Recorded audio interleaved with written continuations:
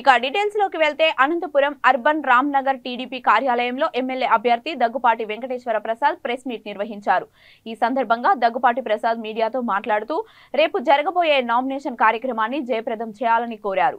ఈ నామినేషన్ కార్యక్రమంలో Ramnagar 80 feet road నుండి కలెక్టర్ ఆఫీస్ వరకు ర్యాలీ నిర్వహించనున్నట్లు దగ్గుపాటి తెలియజేశారు. ఈ కార్యక్రమంలో టీడీపీ కార్యకర్తలు, జన సైనికులు, బీజేపీ కార్యకర్తలు పాల్గొని జయప్రదం చేయవలసిందిగా ఆయన కోరారు.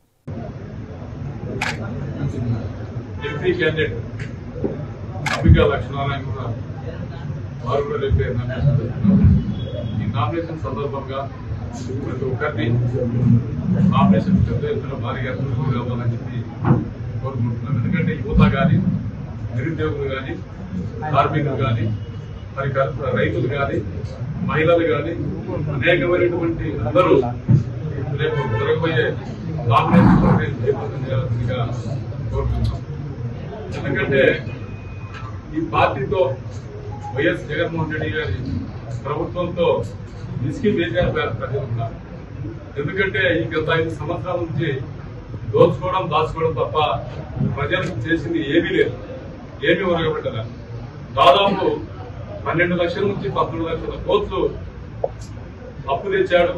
మరి ఎక్కడైనా డెవలప్మెంట్ లేకుండా పోయింది. మరి సంక్షేమ పథకాలకు దాదాపు 2 లక్షల కోట్ల రూపాయలు, 2.5 లక్షల కోట్ల రూపాయలే ఇచ్చామని చెప్పి చెప్తున్నారు. మరి మిగతా డబ్బులంతా ఏమైనా చెప్పి ఈ సందర్భంగా అడుగుతున్నాం. ఉన్న వ్యక్తి ఈ రోజు మనం హైదరాబాద్ చూస్తున్నాం. మరి ఆ రోజు దాదాపు 25 సంవత్సరాలప్పుడు నాటిన విత్తనం ఈ రోజు ఫలాన్ని ఇస్తుంది. ఒక హైటెక్ సిటీ. ఎందుకంటే ఆ రోజు కొండలు గుర్తు పెట్టే సిటీ, అటువంటి కొండలను ఈ రోజు హైటెక్ సిటీ. ఒక గజం రేటు 1,000 లక్షల రూపాయలు పలుకుతుందంటే అది చంద్రబాబు నాయుడు గారు పుణ్యం. కొన్ని వేల మందికి, లక్షల మందికి అక్కడ జీవనోపాధి కల్పించింది. మరి అటువంటి దార్శనికుడు, మరి ముందు చూపున్న వ్యక్తి చంద్రబాబు నాయుడు గారు. చంద్రబాబు నాయుడు ప్రభుత్వాన్ని మళ్ళీ రైతులు కానీ, మరి కార్మికులు కానీ, కర్షకులు కానీ ప్రతి ఒక్కరూ కోరుకుంటున్నారు. మరి అటువంటి వ్యక్తిని మనం ఆదరించాల్సిన అవసరం ఎంతైంది. ఇక్కడ వెంకటేశ్వర ప్రసాద్ కూడా మనకు మంచి, ఎందుకంటే రాప్తాడు నియోజకవర్గం నుంచి వచ్చాడు.